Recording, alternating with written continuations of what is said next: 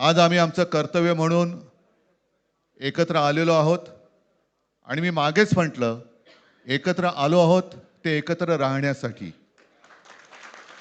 यापुढे मुंबईवरती आणि महाराष्ट्रावरती कोणी वाकड्या नजरेने किंवा त्यांच्या कपटी कारस्थानाने महाराष्ट्राला मुंबईपासून किंवा मुंबईला महाराष्ट्रापासून मराठी माणसापासून तोडण्याचा प्रयत्न करेल त्याचा राजकारणात खात्मा केल्याशिवाय राहणार नाही. शपथ घेऊन आम्ही मैदानात उतरलेलो आहोत. उत्साह अमाप आहे.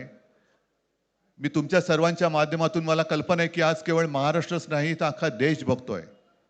मी सर्वांना विनंती करतोय, आवाहन करतोय आणि एक सूचना सुद्धा करतोय. कारण मागे विधानसभेच्या वेळेला भारतीय जनता पक्षाने जो एक अपप्रचार केला होता, बटेंगे तो कटेंगे, तसंच मी मराठी माणसाला सांगतोय की आता जर का चुकाल तर संपाल, आता जर का फुटाल तर पूर्णपणे संपून जाल.